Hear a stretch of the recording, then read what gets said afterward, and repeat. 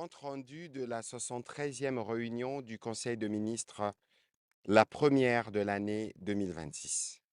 Le président de la République, chef de l'État, a présidé ce vendredi 2 janvier 2026 à la Cité de l'Union africaine, la 76e réunion du Conseil de ministres. 3 points étaient inscrits à l'ordre du jour, à savoir 1. Communication du président de la République, chef de l'État. 2. Point d'information. 3. Approbation d'un relevé des décisions du Conseil de ministres. La communication du président de la République a porté sur 2 points principaux, à savoir 1. De l'entame de l'année 2026 et l'atteinte des résultats de l'action gouvernementale. Le président de la République a tenu à réitérer, à l'endroit de chacune et de chacun, les vœux de paix, de santé, de réussite et d'engagement républicain qu'il avait formulés lors de la 72e réunion du Conseil des ministres. À cette même occasion, il a rappelé les instructions à leur donner, lesquelles demeurent pleinement d'actualité et constituent le socle de notre action collective. L'année 2026, a-t-il insisté,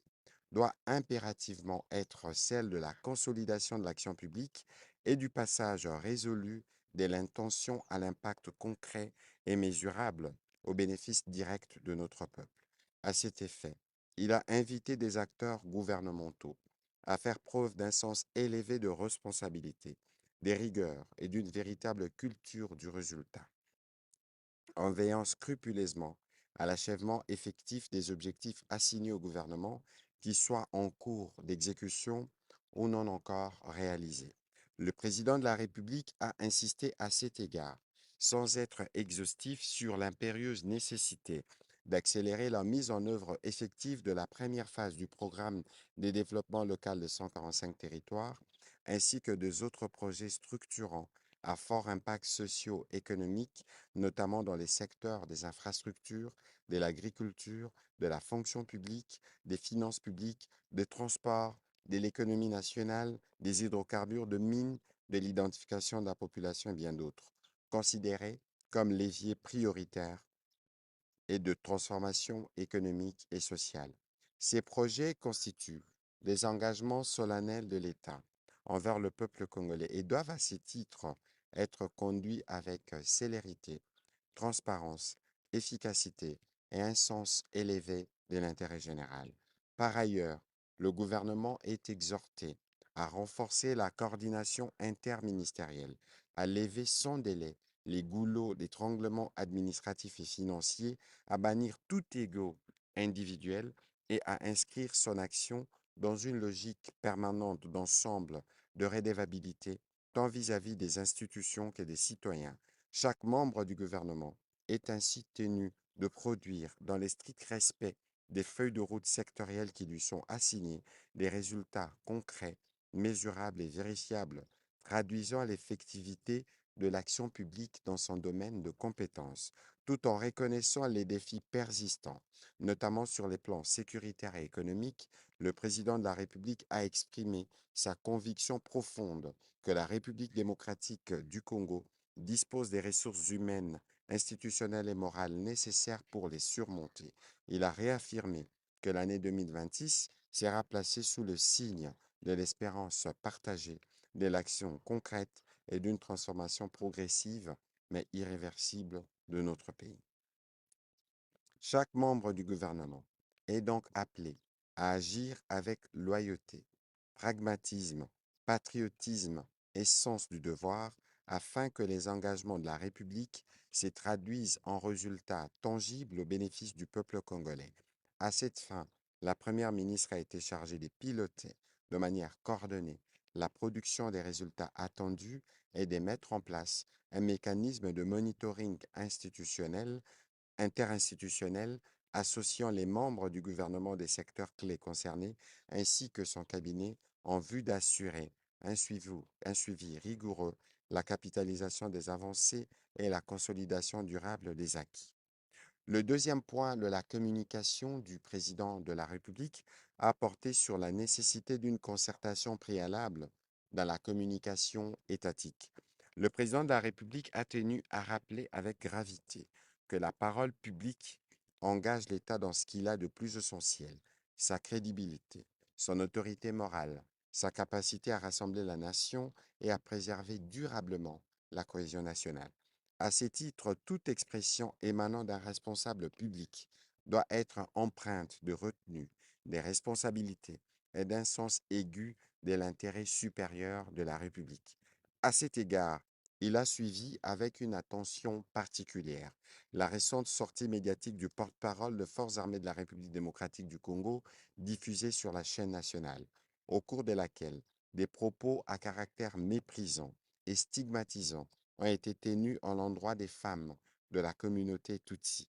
Le président de la République a déploré vivement cette dérive de langage qui ne reflète ni les valeurs républicaines, ni l'éthique de responsabilité, ni à la hauteur de vue attendue de toute prise de parole officielle, a fortiori lorsqu'elle émane d'un membre d'une institution aussi sensible et stratégique que l'armée nationale.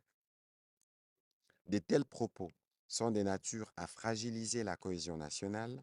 la cohésion sociale, à alimenter des tensions inutiles et à porter atteinte à l'image et à la crédibilité de l'État, tant sur le plan interne qu'externe. Il a dit approuver par ailleurs les mesures prises en son endroit, tout en rappelant avec insistance que la parole de l'État ne saurait être improvisée, émotionnelle ou approximative. Elle doit, en toutes circonstances, être portée avec retenue, responsabilité et clarté d'objectif, en particulier lorsqu'elle concerne des questions complexes, délicates ou susceptibles d'avoir des répercussions sécuritaires, sociales, politiques ou diplomatiques. À ce titre, le président de la République en a appelé à l'ensemble des membres du gouvernement, aux responsables civils et militaires, ainsi qu'à tous les acteurs de la communication publique, à éviter toute sortie médiatique incontrôlée, notamment sur les sujets sensibles touchant à la défense nationale, à la sécurité, à la cohésion sociale et aux relations institutionnelles. La parole publique doit demeurer un instrument de rassemblement, de stabilité et de confiance, et non une source de division et de confusion, a-t-il insisté. Il a encouragé par ailleurs chaque responsable appelé à s'exprimer publiquement au nom de l'État, à se documenter rigoureusement, à maîtriser pleinement les enjeux de dossiers abordés et à mesurer avec discernement la portée de ses propos afin de préserver l'unité nationale, la dignité des institutions et la confiance légitime des citoyens dans l'action publique. Afin d'éviter la répétition de tels manquements et tirant les enseignements de l'incident susmentionné, le président de la République a rappelé ses instructions à l'endroit du ministre de la Communication et des Médias, porte-parole du gouvernement, de mettre en place sans délai un mécanisme formel de concertation préalable. Celui-ci associera son conseil spécial en matière de communication, les services de communication de la primature, de l'état-major général de forces armées, ainsi que ceux de la police nationale congolaise pour toute sortie médiatique diffusée sur la chaîne nationale ou tout autre média, dès lors qu'elle porte sur des questions délicates engageant directement l'État. Dans la suite de la communication du président de la République, la première ministre chef du gouvernement a fait le point de la réunion stratégique du comité de pilotage des zones économiques spéciales qu'elle a présidé le 30 décembre 2025 sur le site même de la zone économique spéciale pilote de Kinshasa à Maluku. Les travaux ont porté sur l'état d'avancement des zones économiques spéciales, notamment celles de Maluku, de Kinmalebo, Maluku-Kinmalebo, Kishwishi, Musompo, Musienene et la Green Special Economic Zone de Guaca, Bujala en Sud-Ubangi, en droite ligne avec les engagements du gouvernement axé sur les résultats, l'évaluation des avancées et l'identification des contraintes affectant la mise en œuvre du régime des zones économiques spéciales. Des progrès ont été relevés en termes d'implantation d'unités de production, en dépit des difficultés liées à la fiscalité, à l'accès à l'énergie, aux fonciers, aux infrastructures et au financement. À ce titre, les décrets portant mise en place du guichet unique des S, récemment signés, devra être accompagné des mesures d'application, des manuels de procédure et des guides pratiques pour faciliter la participation des investisseurs. Les conclusions des travaux ont recommandé la rationalisation du régime fiscal et douanier, la mobilisation des mécanismes innovants de financement, l'étude d'un fonds d'investissement dédié aux S, l'ouverture du capital à des nouveaux aménageurs et le renforcement de la coordination intersectorielle. En conséquence, elle a demandé au vice-premier ministre, ministre du Budget, ainsi qu'au ministre des Finances, en collaboration avec le ministre de l'Industrie et l'Agence des zones économiques spéciales, de s'approprier pleinement les dispositifs des S et d'examiner les besoins de financement, notamment dans les cas de loi des finances rectificatives en mars 2026. Au deuxième chapitre du Conseil de ministres de ce jour relatif au point d'information, État et administration du territoire, le vice-premier ministre, ministre de l'Intérieur, a présenté au Conseil le rapport sur l'État et l'administration du territoire national.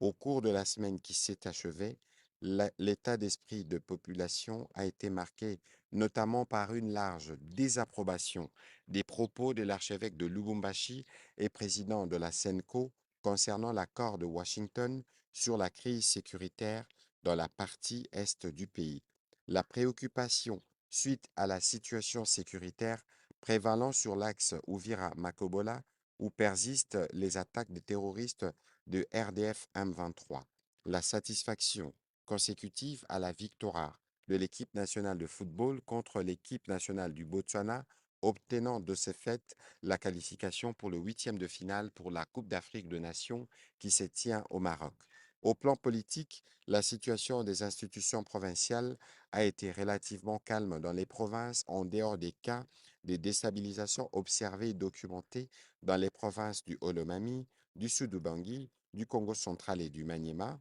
Par ailleurs, le gouverneur de la province de la Chopo, destitué depuis le mois d'octobre dernier, a été réhabilité par la Cour constitutionnelle. Au chapitre du banditisme et de la criminalité, le vice-premier ministre, ministre de l'Intérieur, a informé le Conseil du renforcement de la couverture sécuritaire à Kinshasa et dans les autres provinces à travers l'intensification de l'opération Ndobo, se traduisant par de patrouilles mixtes PNC-FARDC afin de répondre efficacement à la récurrente hausse de la criminalité en fin d'année. C'est aussi dans cet esprit qu'il a présidé une réunion interministérielle avec tous les services concernés pour passer en revue la situation dans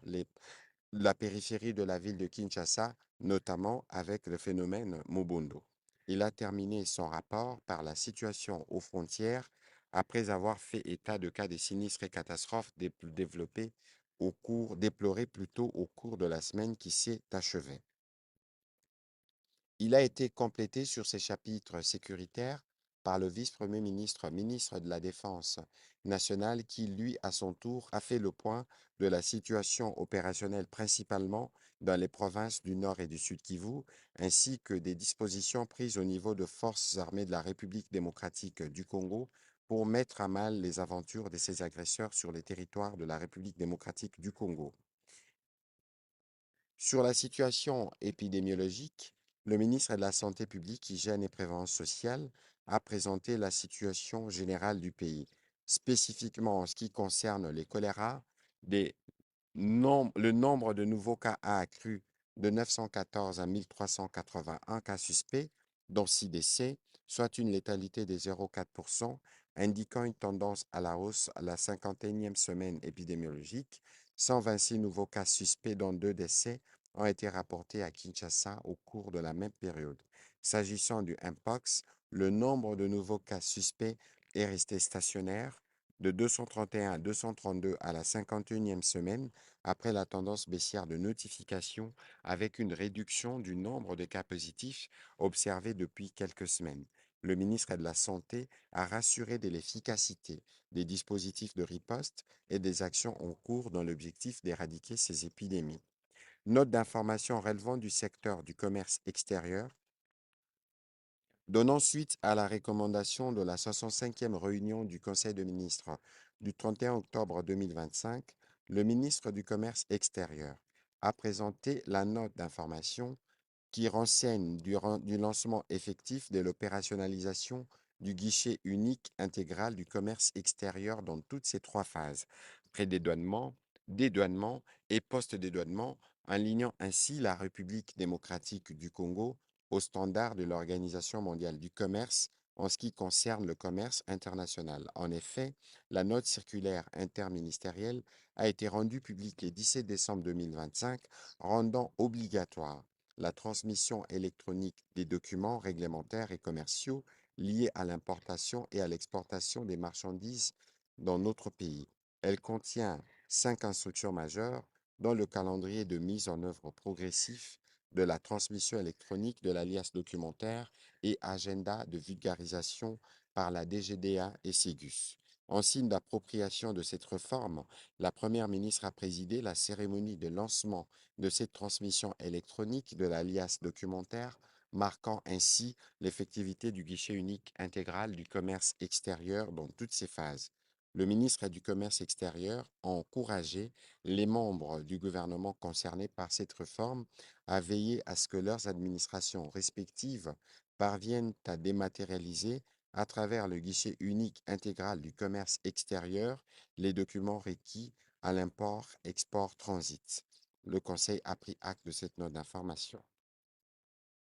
Note d'information relevant du secteur de l'environnement, la ministre de l'Environnement, Développement durable et nouvelle économie du climat a présenté au Conseil une note d'information à 2 volets. Le premier volet concernait les transferts des technologies, signature et installation du centre de démonstration de la technologie et de l'industrie de Junkao en République démocratique du Congo. Il s'agit d'une science interdisciplinaire utilisant des graminées spéciales comme substrat pour cultiver les champignons comestibles et médicinaux. Elle permet également de produire des aliments pour animaux, des engrais organiques, de l'énergie biomasse, des matériaux biologiques et contribue à la protection de l'environnement. Dans le cadre de la coopération sino-congolaise, nos experts du service national et de son ministère ont bénéficié de formations sur cette technologie. Un partenariat a été établi avec le Centre de recherche en technologie et industrie de Junkao de l'Université d'agriculture et foresterie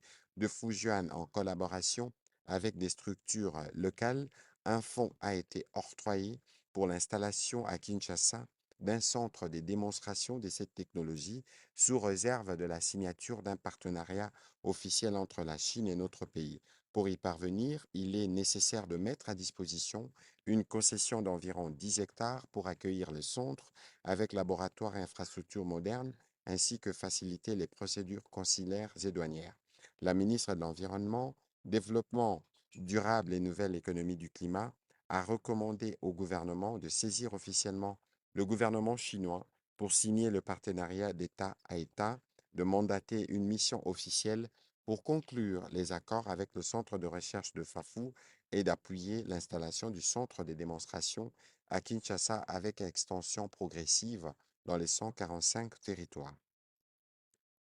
Sa deuxième note a porté sur l'évaluation et recommandations relatives au renouvellement du décret numéro 23/123 du 19 décembre 2023 portant suspension de la perception de la TVA et des droits des douanes sur le matière et biens issus du recyclage de déchets plastiques en faveur de Hockeyplast SARL. À la suite de cette évaluation qui vise à déterminer la pertinence et l'opportunité du renouvellement des dispositifs du texte sus-évoqué, la commission ad hoc mixte a rendu un avis technique favorable dont l'essentiel des analyses et conclusions évoquent la réduction de la pollution plastique et la création d'emplois. Que ce soit sur le premier volet de sa communication et sur les deuxièmes volets, le Conseil a recommandé la présentation de ces dossiers sous forme de dossier à la prochaine réunion en vue des avis et des délibérations qui permettront de décider, notamment en ce qui concerne la problématique de plastique à Kinshasa et partout en République démocratique du Congo. Au troisième et dernier chapitre du Conseil de ministres de ce jour, relatif à l'approbation d'un relevé des décisions, les membres du Conseil ont approuvé le relevé des décisions prises lors de la 72e réunion ordinaire du Conseil de ministres du vendredi 26 décembre 2025. Commencée à 14h25, la réunion du Conseil de ministres a pris fin à 15h55. Je vous remercie.